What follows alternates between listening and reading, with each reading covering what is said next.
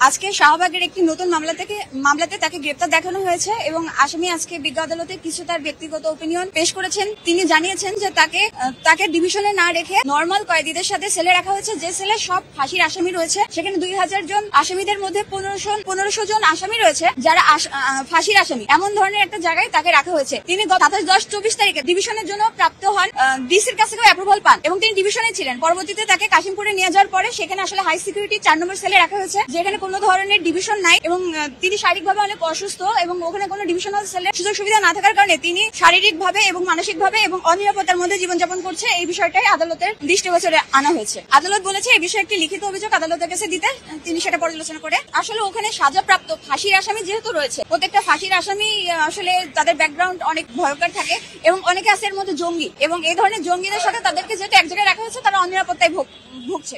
আরেকটি যে বিষয় সেটা হচ্ছে যে সপ্তাহে প্রত্যেকটা আসামি তার পরিবারের সাথে কথা বলার সুযোগ থাকে। এখানে তাদের মানবাধিকার লঙ্ঘন করা হচ্ছে, তাদেরকে তাদের পরিবারের কারোর সাথে কথা বলার সুযোগ দেওয়া হচ্ছে না, তাদেরকে ফোনে যে যোগাযোগের ব্যবস্থা সেটাকে কাট করে দেওয়া হয়েছে। যে আমরা আজকে এই বিষয়টা বিজ্ঞ আদালতে জানিয়েছি মৌখিকভাবে, এর পরবর্তীতে যদি রেজাল্ট না আসে আমরা অবশ্যই লিখিতভাবে জানাবো। এবং ডিভিশনের যে বিষয়টা সেটা আমরা গতকাল বিজ্ঞ আদালতে শুনানি করেছি একটি মামলাতে, এবং সেখানে বিজ্ঞ আদালত আমাদের পক্ষে মঞ্জুর করেছেন। এখনো অবশ্যই যদিও এক্সিকিউশন হয় না, এক্সিকিউশন হলে আমরা বুঝতে পারবো যে আসলে কতটা ফলপ্রসূ হয়েছে। যে আমার নাম অ্যাডভোকেট ফারজানা ইয়াসমিন রাখি।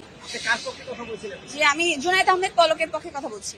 মামলায় তাকে শুনানি দেখানো হয়েছে। পরবর্তীতে উনি দৃষ্টি আকর্ষণ করেছেন বিজ্ঞ আদালতে এবং বিজ্ঞ আদালত অনুমতি প্রদান করেছেন এবং বিজ্ঞ আদালতে উনি বলেছেন যে উনি ডিভিশন প্রাপ্ত কয়েদি, কিন্তু তাকে ডিভিশনে না রেখে হাই সিকিউরিটি রাখা হয়েছে, যেখানে ফাঁসির দণ্ডপ্রাপ্ত আসামি এবং সাজাপ্রাপ্ত আসামি, এবং ওনাকে যে স্থানটা দেওয়া হয়েছে থাকার জন্য 2x2 স্কোয়ার ফিট এবং ওইখানে কোনো পর্যাপ্ত বাথরুমের ব্যবস্থাও নাই এবং রুমের সাথে বাথরুমের অবস্থান, এবং ওনাকে অমানবিক ভাবে এখানে রাখা হয়েছে এবং ওনার পরিবারের সাথে গত 3 মাস যাবত উনি কোনো দেখা সাক্ষাৎ করতে পারেন নাই। এমনকি উনি ডিভিশন প্রাপ্ত হওয়ার পর ওনাকে ফোনের সুবিধাও দেওয়া হচ্ছে, যে সেগুলো বিজ্ঞ আদালত অত্যন্ত ধৈর্য মনোযোগ সহকারে শুনেছেন এবং প্রয়োজনীয় ব্যবস্থা গ্রহণ করবেন বলে ওনাকে আশ্বস্ত করেছেন।